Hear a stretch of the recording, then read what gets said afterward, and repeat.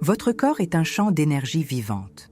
Le ki, qui circule en cycle, en rythme et en interaction avec l'environnement. Lorsqu'il y a blocage, le corps tombe malade. Lorsqu'il y a flux, le corps vit. Cette écoute n'est pas métaphorique. C'est un entraînement à la perception interne. Le corps ne ment pas. Il révèle le degré d'intégration entre nos actions, nos émotions et le Tao. Ceci est la chaîne Solstice. Ici, nous explorons les secrets taoïstes de l'auto-guérison avec profondeur philosophique. Chaque geste, chaque respiration et chaque silence possèdent une structure fonctionnelle dans le corps et l'esprit. La proposition est d'accéder à des états d'équilibre durable par une écoute raffinée de son propre organisme. Cette chaîne est un espace d'étude, non de performance. Mais êtes-vous conscient de la manière dont vous posez le pied au sol en vous réveillant ? Percevez-vous l'impact qu'une parole de travers provoque sur votre système nerveux ? Que se passe-t-il en vous lorsque vous vous précipitez sans nécessité ? Le Tao nous enseigne que le déséquilibre commence par des micro-agitations, imperceptibles au début, mais cumulatives. Nous ignorons les signes subtils et cherchons des solutions tardives. Et si l'auto-guérison dépendait de la capacité à remarquer ce qui est continu, non ce qui est urgent ? Avez-vous appris à écouter ou seulement à répondre ? Dans de nombreuses traditions, guérir signifie réparer. Dans le Tao, guérir signifie restaurer le flux. À Shanghai, des hôpitaux intégratifs appliquent déjà des exercices basés sur les 8 brocards de soi, des formes de mobilisation du qi à travers des mouvements précis. Ce sont des pratiques d'alignement postural, de respiration cyclique et de focalisation de l'attention. Ces méthodes n'appartiennent pas au passé, elles appartiennent à ceux qui les pratiquent. Un corps qui ne circule pas tombe malade. Un corps qui apprend à circuler se régule. La pratique n'exige pas de croyance. Elle exige constance et écoute. Dans la tradition taoïste, tout symptôme est un signe d'écart par rapport à la voie naturelle. Le mal de tête récurrent, l'insomnie, l'inconfort digestif sont des expressions du qi en déséquilibre. Il n'y a pas de moralité là-dedans. Il n'y a pas de faute. Il y a relation. Le Tao ne punit ni ne récompense. Il s'ajuste. Lorsque vous vous éloignez de la cohérence entre intention, action et rythme interne, le corps enregistre. L'auto-guérison n'est pas un miracle, c'est une compétence cultivable. Chaque geste conscient peut restaurer l'harmonie interrompue. Notre époque est façonnée par des stimuli désordonnés. Corps pressé, esprit fragmenté. Contrairement à la sagesse contemporaine qui cherche des solutions immédiates, le Tao opère selon le temps intérieur. La précipitation est un bruit qui éloigne le flux du qi. Les secrets taoïstes ne sont pas cachés, ils sont subtils. Ils sont dans la marche, dans l'alimentation, dans la respiration. Ils sont dans les détails devenus invisibles. Il reste à réapprendre. Votre corps est disposé. La question est, êtes-vous assez présent pour le percevoir ? Si ce contenu a éveillé quelque chose en vous, abonnez-vous à la chaîne et aimez cette vidéo. C'est une façon de maintenir ce flux actif, d'élargir cette voie d'apprentissage et de pratique. Ici, chaque vidéo est une étape sur le chemin. Chaque enseignement, une possibilité de retour au centre. Nous continuerons ensemble dans le silence attentif et l'action raffinée. Le Tao ne se force pas, il se suit. Et l'écoute commence maintenant. En 1967, un moine nommé Shiming fut soumis à une expérience inhabituelle à l'Institut de médecine traditionnelle chinoise de Pékin. L'expérience visait à comprendre si des états énergétiques internes pouvaient être mesurés physiologiquement. Shiming resta immobile pendant 40 minutes, en position du cavalier, sans trembler. Des électrodes enregistrèrent une fréquence cardiaque stable, une respiration rythmée et une légère élévation thermique dans les paumes des mains.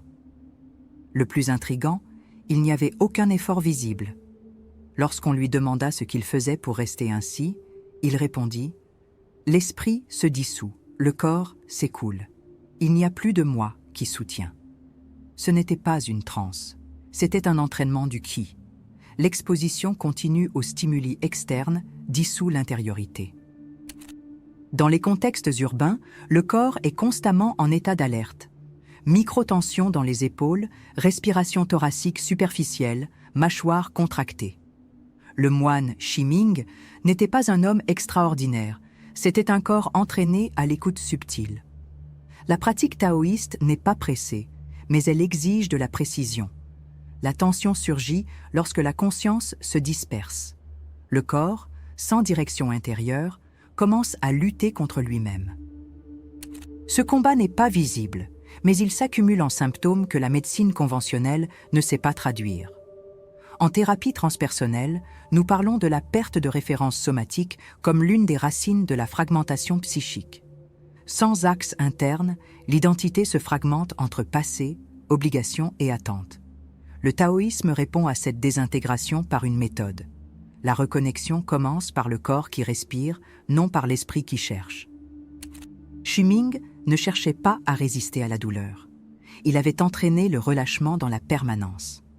La tension était traversée, non combattue. L'écoute du ki commence là où s'achève l'effort volontaire. Il existe le récit d'un patient qui cherchait un soulagement à une fatigue existentielle. Ses mots étaient toujours mentaux, mais son corps racontait une autre histoire. Mains froides, regard éteint, respiration bloquée. Lors d'un exercice d'attention dans le bas-ventre, le dantian, il pleura sans comprendre pourquoi. C'est comme si quelque chose ouvrait un espace, dit-il. Le taoïsme appelle cela un retour au centre. La psychologie transpersonnelle parle de reconnexion avec la matrice énergétique. Le corps ne résiste pas au flux, c'est l'esprit qui crée la rigidité. Il y a une tension inévitable au début du chemin, l'ambiguïté entre contrôle et abandon. L'occidental a été formé pour agir. Le taoïste apprend à cesser l'excès. Dans la pause surgissent souvenirs, inconfort, résistance. Ce n'est pas une erreur de la méthode, c'est la méthode. L'inconfort fait partie du vidage nécessaire pour que le ki recommence à circuler. La pratique initie une réorganisation profonde entre les systèmes physiques, émotionnels et subtils. Lorsqu'il y a une écoute véritable, le flux se rétablit sans imposition. Ce que Shiming a démontré n'était pas une performance physique, mais un état intégré d'autorégulation. Ses muscles étaient actifs, mais non tendus. Son esprit, éveillé, mais non anxieux. Son système nerveux, équilibré, soutenait une présence continue. Cette présence ne s'atteint pas par la force, mais par une pratique disciplinée. La discipline taoïste n'est pas morale, elle est énergétique. Entraîner le corps à demeurer, c'est entraîner l'esprit à ne pas se perdre. Et l'auto-guérison a lieu dans cet espace de silence habité. Chaque fois que nous revenons à la respiration, au centre de l'abdomen, à la perception subtile du corps au repos, nous revenons au Tao. Ce n'est pas un concept, c'est une expérience incarnée. Et, comme Shiming l'a démontré, cela s'apprend. Explorons ensemble les 8 méthodes taoïstes d'autorégulation énergétique, avec précision, écoute et pratique. Car votre corps sait déjà. Ce qui manque, c'est que vous vous en souveniez. 1. Avez-vous déjà remarqué comment votre respiration change lorsque vous êtes sous pression? Comme elle devient courte, imperceptible, presque absente? C'est le premier signe de désorganisation du ki. Dans le taoïsme, la respiration est un pont direct entre le corps et l'énergie. Lorsqu'elle est conduite avec conscience, elle réorganise le flux dans les méridiens, les voies subtiles par lesquelles circule le ki. Chaque expiration profonde crée un espace intérieur. Chaque inspiration centrée rallume l'axe vital. Respirer n'est pas survivre, c'est se réaligner. 2. Dans des pratiques comme le Kin-In, la marche méditative, chaque pas est un geste délibéré. Il ne s'agit pas de marcher lentement par esthétisme, mais par précision attentionnelle. Le mouvement lent harmonise le corps et l'esprit et favorise la circulation énergétique de manière intégrale. La précipitation fragmente le champ intérieur. La lenteur consciente reconnecte. Le corps, dans cet état, commence à s'autoréguler de lui-même. Il n'y a pas d'effort pour s'améliorer, Il y a juste la permanence dans ce qui est, et cela transforme. 3. Le toucher conscient, lorsqu'il est réalisé avec écoute, active des zones énergétiques spécifiques et transmet un sentiment de sécurité au système nerveux. La paume de la main transmet la présence. Ce n'est pas un massage, c'est un contact avec intention. Dans le taoïsme, le chêne, l'esprit, se stabilise lorsqu'il sent que le corps est un lieu sûr. Quand on touche sa propre poitrine avec attention, on active des réseaux somatosensoriels qui régulent l'axe neuro-immunologique. Ce toucher renverse des états de collapsus intérieur, sans mots, juste par la perception. 4. Le son thérapeutique agit directement sur le champ énergétique. Ce n'est pas une musique pour distraire, c'est une vibration pour réaligner. Bol tibétain, chant harmonique, mantra, tous produisent des fréquences qui dissolvent les stagnations émotionnelles. L'esprit rationnel tend à résister, mais le corps non. Il répond par résonance. Un son soutenu dans la bonne vibration réorganise les couches profondes. C'est pourquoi beaucoup ressentent des émotions surgir à l'écoute de ces sons. Le ki reprend son mouvement là où il était bloqué. 5. La libération émotionnelle est une étape nécessaire, mais peu comprise. Lorsque les sentiments sont réprimés, l'énergie correspondante reste figée. Cela crée des tensions inexplicables, des blocages persistants, de l'insomnie. Les pratiques taoïstes incluent la respiration cathartique, le son vocalisé et le mouvement libre pour le déblocage. L'accent n'est pas mis sur le drame émotionnel, mais sur la libération de l'énergie emprisonnée. Ressentir n'est pas revivre, c'est relâcher. Et lorsque cette libération a lieu, le flux intérieur se rétablit. 6. L'alimentation consciente est plus que bien manger. C'est percevoir le jing, l'essence vitale, être nourri à chaque repas. Cela implique le rythme, l'écoute de l'appétit réel, le respect des cycles naturels. Manger hors du temps, dans la distraction ou la tension, interrompt la digestion énergétique. Le taoïsme propose des repas dans un état de présence. Le jing ne se récupère pas avec des super-aliments. Il se préserve par la cohérence. L'aliment juste, au moment juste, dans l'état intérieur juste, voilà la vraie médecine. Dans le 7e secret, il y a 3 clés invisibles, le rituel corporel, le silence actif et l'intention dirigée. Se positionner clairement dans les 3 dantians, respirer en se concentrant sur ses centres et soutenir le silence non comme absence de son, mais comme état d'intégration. Et, enfin, 8. Avec le silence actif, le chêne se stabilise, le corps se réorganise et l'esprit trouve le repos sans se couper. Tout cela s'entraîne. C'est à votre portée maintenant. Laquelle de ces pratiques avez-vous déjà senti toucher quelque chose de profond en vous? Partagez-le avec moi. La maladie ne commence pas par des symptômes, mais par la perte de l'écoute du centre. Lorsque l'attention se déplace continuellement vers l'extérieur, le jing, l'essence vitale, se disperse. Cela engendre une condition énergétique de dispersion que la médecine moderne décrit comme une dérégulation autonome. Dans le taoïsme, nous appelons cela un éloignement du dantian inférieur. L'auto-guérison commence par le retour à la base. Non comme idée, mais comme pratique intérieure, silencieuse, non conceptuelle.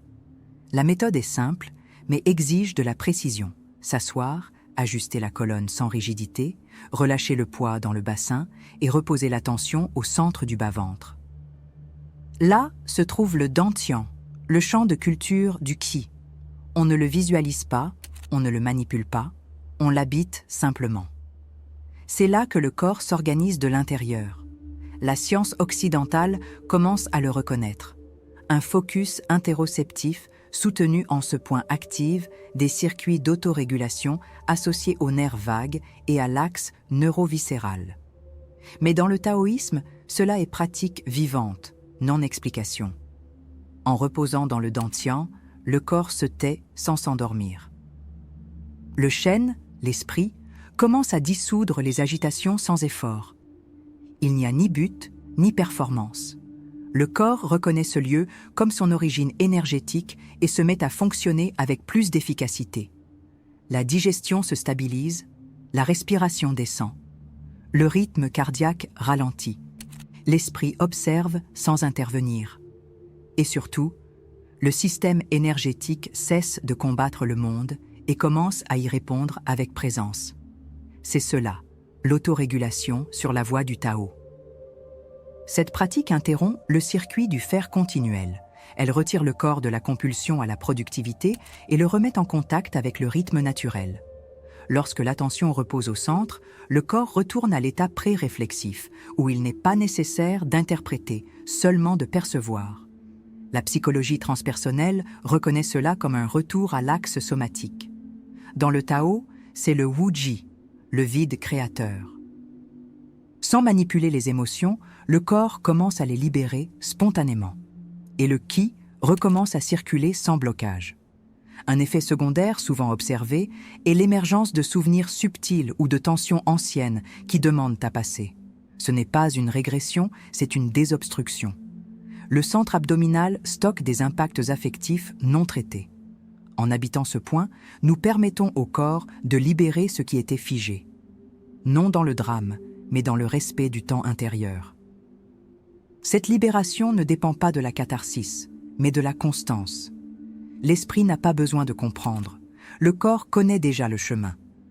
Lorsque le dantian inférieur est actif, toutes les autres pratiques gagnent en profondeur. La respiration s'ancre. Le toucher devient intelligent. Le silence devient fécond. C'est pourquoi, dans les traditions taoïstes, on dit « sans racines, pas d'arbre », sans base, pas de qi. Les pratiques qui ne commencent pas par le ventre produisent une instabilité énergétique. Et lorsque nous commençons par ce centre, toute la structure psychique commence à se réorganiser à partir de l'écoute, non de l'effort. C'est cela, la pratique interne. C'est cela, la guérison. Avez-vous déjà essayé de reposer votre attention au centre de l'abdomen pendant 5 minutes sans distraction? Qu'est-ce qui a émergé dans le silence? Dans le taoïsme, la fin d'un enseignement n'est pas une réponse. C'est un retour au vide fertile d'où l'écoute est née.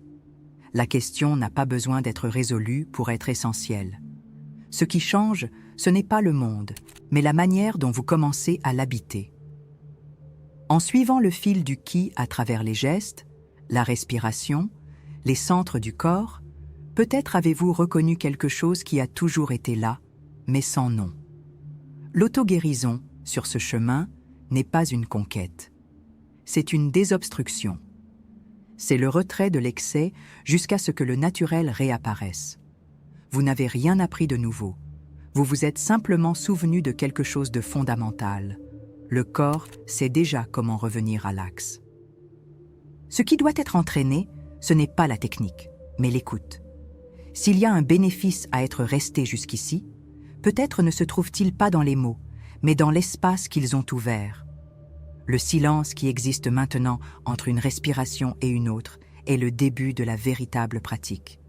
Aucune instruction ne remplace l'expérience directe, et le Tao ne se montre pas par l'effort, il se révèle dans la présence. Comment est votre centre maintenant? Non pas le centre conceptuel, mais le centre vécu, l'abdomen, le rythme intérieur, la quiétude qui soutient le regard. Réfléchissez à ce qui a changé sans que vous ayez essayé de changer. Le Tao se meut dans l'imperceptible. Et si ce mouvement a été ressenti, ne serait-ce qu'un bref instant, alors il n'y a déjà plus de retour en arrière. L'écoute a été initiée. La pratique n'est plus extérieure, elle est intérieure. Silencieuse, précise, irréversible dans sa simplicité. Ce que vous avez vu ici n'était pas un contenu, mais un miroir. Chacune des 8 voies n'est qu'une manière de revenir au flux que vous aviez perdu, ou peut-être seulement oublié de remarquer. Quand nous touchons le bon point du corps avec attention, ou quand nous marchons avec présence, nous n'apprenons pas, nous revenons. Et toute guérison, en ce sens, est une forme de souvenir. Le Qi n'a pas besoin d'explication, il a besoin de passage. Lorsque l'eau cesse de lutter, elle trouve son lit. Cette phrase, préservée dans certains commentaires du Tao Te Ching, résume ce que nous proposons ici. Le corps, lorsqu'il est écouté, retourne au lit de l'énergie. L'esprit, lorsqu'il se calme, cesse d'obstruer le cours du Tao. Si quelque chose en vous s'est déposé, même subtilement, c'est cela la mesure de la pratique. Le Tao n'exige pas que vous compreniez, seulement que vous soyez là où vous êtes, pleinement. Ce chemin n'est pas linéaire. Et il ne s'arrête pas ici. Chaque jour apporte de nouvelles tensions, distractions, petites ruptures dans le flux. Mais maintenant, vous savez comment recommencer. L'écoute du corps, le repos dans le dantian, la présence dans le geste, tout cela est accessible à tout moment, sans dispositif. Il suffit de se souvenir, il suffit de reposer et d'observer ce qui se passe lorsque vous n'intervenez pas. Le voyage continue, le corps continue de parler. Si quelque chose de ce qui a été dit a résonné, partagez-le en commentaire. Un détail, une pratique, un instant de silence qui a eu du sens. Il y a de la valeur à dire, mais il y en a encore plus à écouter. Que cet espace serve de point de rencontre entre expériences silencieuses et chemins partagés. Et si vous souhaitez continuer à suivre cette voie, la voie du retour au corps, au Qi et au Tao, Solstice demeure ici, cultivant présence et écoute.